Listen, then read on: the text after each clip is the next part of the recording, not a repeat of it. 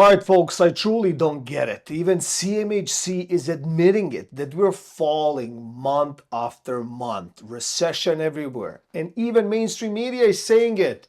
And some people are, I don't know, do they have their head right in the sand, believing and hoping? And there's nothing wrong to hope for better outcome or times. But this time, it will be different. It will be different 100% because data shows, and I'll get into the builders, why the mainstream media is saying, well, hold on a second, they stopped building because X, Y, and Z. Well, they stopped building because of other reasons, and we'll get into that. I want to get into the psychology, what happened, because people were spending not their money, even though it seems like it's their money during the peak. We know what happened. The prices went through the roof. The equity appeared in their balances, in their bank, but they took it. However, when you take something, it's a loan with interest. So nowadays, people cannot afford it. So we'll get into that a little bit. We'll touch what happened. And I have an example, what happened during that period of time, that now people will definitely pay for it. They will pay through their nose. And it's not only those people that made right decisions, wrong decisions. Those people will affect their neighborhoods, their neighbors, their brothers and sisters because of their, I would say, actions. And each action has to be paid back. So let's get into the CMHC. Well, we know that the condo market is completely dead. I mean, there's nothing that can save except, I would say, one thing, price. If it comes down to a, I would say, not reasonable, but extremely affordable levels where normal citizens, the middle class, can go to work, can earn, and can buy a condo, then they will sell, regardless of the interest rates, 5%, 6%. But at today's market, landlords, we all know, they bought these condos, they put the down payments, they owe more than it's worth. Very simple math. And now at that point, what happens? They can't sell, they can't keep it, they go bankrupt, okay? And they pull other real estate with it, right? Their homes, their matrimonial homes, the homes with the risen equity, right? Because everyone became rich overnight. Everyone became a millionaire. And while I'm at it, I remember that story that I want to share with you. It was during the pandemic era, like lockdowns and whatnot. And I went into the supermarket, family owned and stuff like that. And I wanted to buy butter or something like that. And I'm asking people, and the owners come around, and I say, well, I said, what's the problem? Well, you have to go to the back, to the front. Like, I don't know, I have some left. I'm like, what are you talking about, man? Like, do you have it or you don't have it, right? And during that time, I spoke to the owners, and they're like, this is the best time of their life because they were selling everything in bulk, right? So they were selling everything in bulk. People were paying through their nose. They would increase prices, and they would kind of control that segment, right? And I touched on real estate, and they did not twitch for a second, right? Because I know that they had some condos in Toronto and Park Lawn and Oakville and whatnot, and I know that they bought them new, right? How I know? Because when I spoke to them, they said, no, no, no, I go here, I go there, they have blah, blah, blah, whatever, go, do whatever you want. They bought it. I said, well, what if it turns? That was the question. And they said it will never turn. It's impossible. This is the best time of our life. We're making money hand over fist. There's pretty much everything in ultra, mega, giga, enormous amounts. All we have to do is just absorb it. And then they went even further. They expanded massively on their portfolio. They expanded on everything because that was the time to become ultra rich. And now I see that the tide has shifted. But what shift is, I don't know now if it's the ego speaking or if it's they don't know what to do, and they're asking these questions, from the shadows.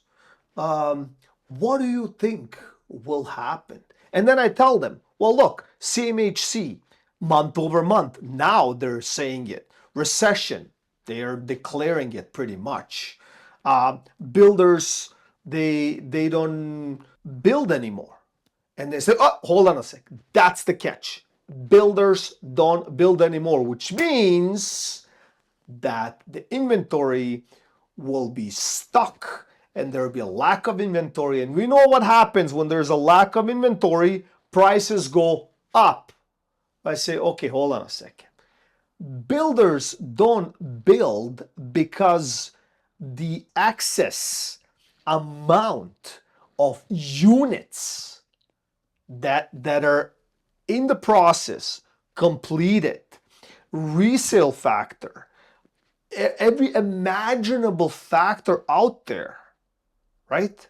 That's why. Because they're not going to build and build more empty units. The purpose of the build is to build, sell for profit. That's the catch, right? Nothing wrong with that. It's business. However, the enormous amount of units in Canada right now, as we speak on that, 374,000 pipeline. That means that investors are already bleeding. We're obviously talking Canada at this point, but regardless.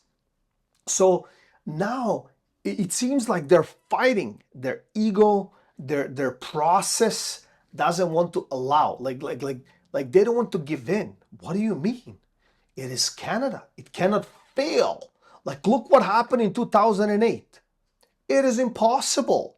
We were smart. We were this, we were that. And I agree. In 2008, we managed with tremendous help, nothing wrong with that, but we have managed to experience a little scratch of the recession.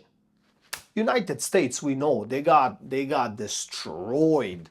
We've seen prices down by 20%, 30%, 50%.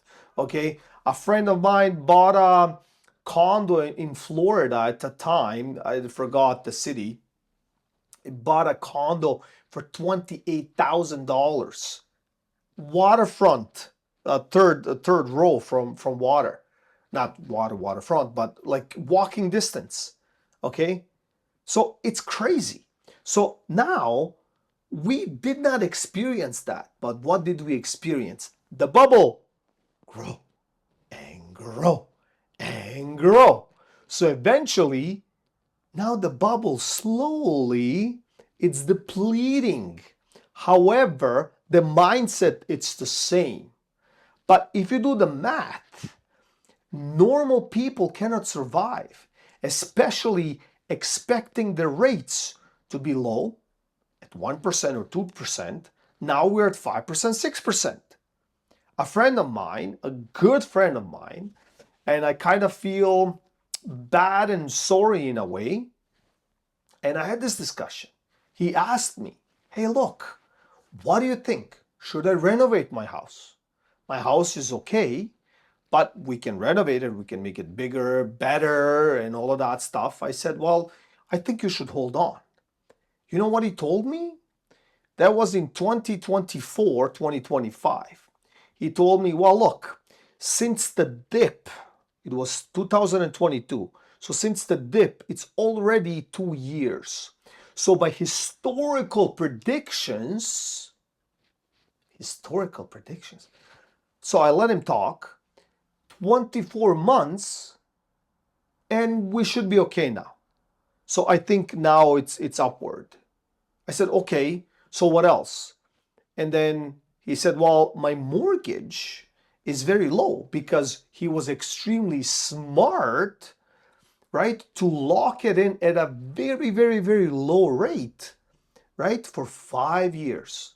I said, my friend, you're lucky, you're blessed. But at that time, when the rates were still low, in 2021, I believe, or beginning of 2022, I spoke to him, said I locked in and all of that stuff. I said, watch, you locked in then, 2027, what do you have to do? Renew. So imagine now, the poor guy has to renew in 2027, who knows where, he's a 1%er. Now he has to renew it, I don't know, 5, 6, right? He added tremendous amounts of mortgage on his addition. I really don't know the amount, 500, 700, 900,000, whatever the X is, okay? And what are you hoping for, bro? You're broke. You're done. It's just a matter of time. It's either you find a solution or find a job that probably doesn't exist anymore, that you can make hundreds of thousands of dollars hand over fist, okay? And you might be okay. So you see how stress keeps adding, and it's that historical this and formula and that, and everybody's that amazing investor and they know it, and what's there to know? I mean, it's hard to predict.